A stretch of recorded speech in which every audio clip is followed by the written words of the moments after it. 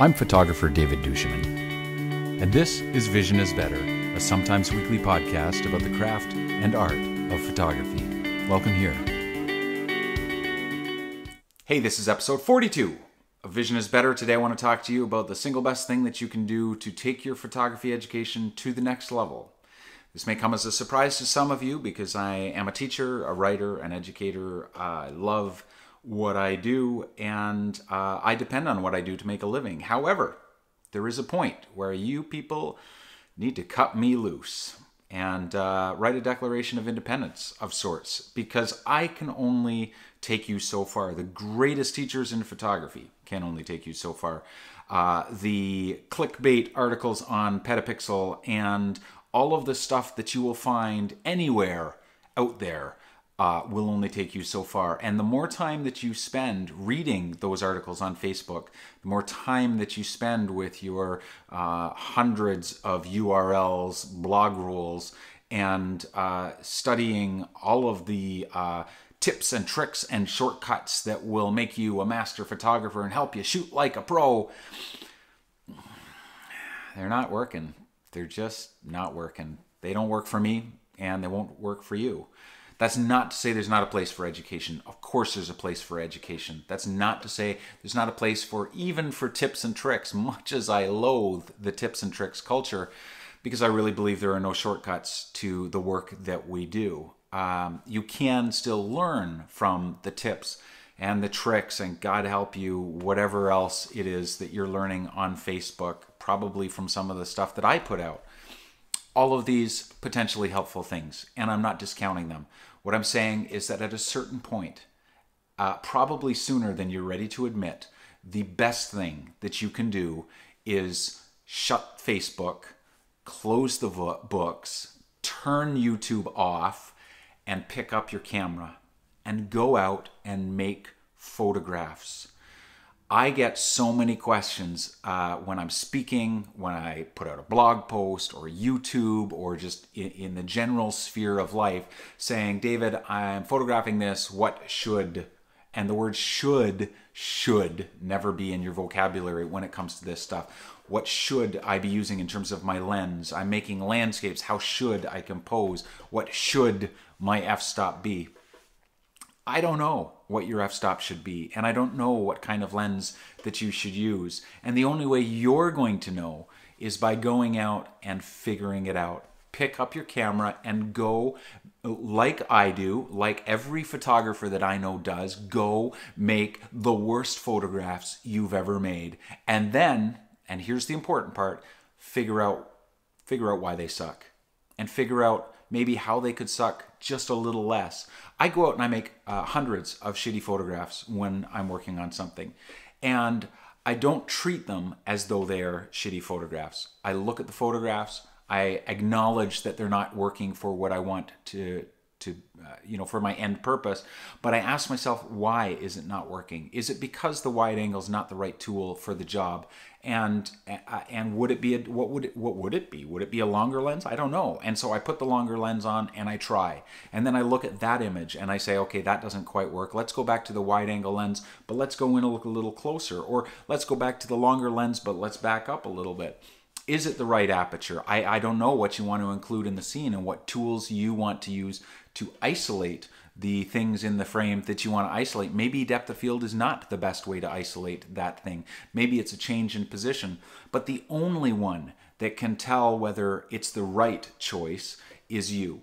Instead of saying, how should I do this? Perhaps we should be asking, how can I do this? How might I do this? What are the possibilities? Because I guarantee they are myriad. There are all kinds of possibilities, and you got to try them all on for size. And then, after a while, you begin to anticipate them. You begin to understand that no, depth of field isn't the thing that I need here. You begin to understand that maybe what I need is a change in shutter speed, or your perspective, or a different lens. That's when you begin to understand the nuances of your composition and understand that rule of thirds isn't a rule at all, and that there are better ways that you can be composing. And maybe it's the rule of fifths for this image. Maybe it's just a rule of two and you put it right smack in the middle of the frame. Maybe it's longer aspect ratios or squares. I can't tell you what it is, nor can I tell you what you should do, except this, that the photographers that are finally finding their stride, myself included after 30 years, are the ones that have made a lot of photographs, have made a lot of mistakes. The best thing that you can do for your photography is not buying yet another book, probably. It's probably not watching another episode of Vision is Better. It is probably picking up a camera and going out and making some photographs, and making bad photographs. You're risking, you're failing, you're learning. That is the best thing that you can do to better learn photography, to improve your craft, to get one step further. And the good news is that's the path all of us have taken. There are no shortcuts. No matter how many people promise you shortcuts, no matter how many shoot like a pro videos you're going to see, the only way you can shoot like a pro, at least by the measure of the pros that I know, is to go out and pay your dues, to make a lot of photographs. That's just the way of it. And I don't mean this to be discouraging. I mean it to be encouraging, because if you're feeling like you're not making progress, you're feeling like you're failing a lot, you're probably on the right track. It's the one that goes to YouTube, finds a new technique, runs out, tries it, and thinks, I've really nailed this, and then goes and gets the next one and gets the next one, and is on sort of a cyclical a cyclical cycle, because that's the nature of cycles, that they're cyclical. But you're, this kind of circling this hairball of photographic education, never actually taking it beyond what's in your head and figuring it out with the camera in your hand, to the point where these things just become, as I said, possibilities. You could use this particular aperture, you could use this shutter speed, or you could use something completely different, and you're familiar enough and comfortable enough with falling. You've got enough calluses on your knees from trying this stuff, falling down and picking yourself back up, that you stop taking this quite so seriously, and you enjoy the journey, and you realize that no, photography is not something that I'm going to master in 5 years or 2 years. I am 30 years into this craft and still have not remotely, I believe, approached mastery, whatever that means. Mastery is a journey, it's not a destination. It's a way of approaching our art, not of conquering our art or our craft. So as I said, I hope this is helpful to you. The other thing, of course, that you can do is study the masters. If you go onto my blog at davidduchemin.com, there's a category called Study the Masters. And while I haven't done this for a little while, it's probably something I should revisit. And you will find there some of the masters in landscape photography and portraiture and different genres of photography that you can go and look at the work of and just find not necessarily inspiration, but look at ways that they have used the visual language and ask yourself, why did they make this choice? Why that choice? Pick their stuff apart. That's how you're going to learn it. Not only looking at your own work, but looking at the work of other people. And you don't have to love their work. You can go and you can pick apart. I don't love Mapplethorpe, but I can learn from Mapplethorpe. I'm not that big on Avedon. I know it's crazy, but I can still learn from Avedon.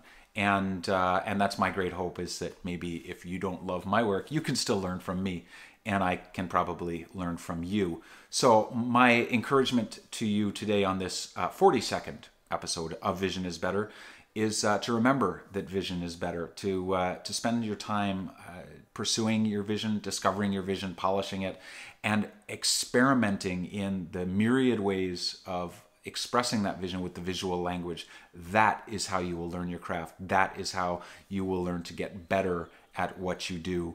At a certain point, everyone has to cut themselves loose from their teachers and go out and try on their own. Of course, you can always come back, and I will be here waiting if you choose to make me one of those teachers. But I would be doing you a disservice if I kept you addicted to a flow of information and without telling you that at a certain point you need to cut that off, and you need to go and you need to try your own thing and make your own mistakes. That's where you're actually going to learn, because that's life. Thank you so much. that was both barrels. Sorry about that. Next time you come back, I'll tell you what your f-stop should be. I promise. Thanks so much. Remember, gear is good, but vision's better. We'll see you next time.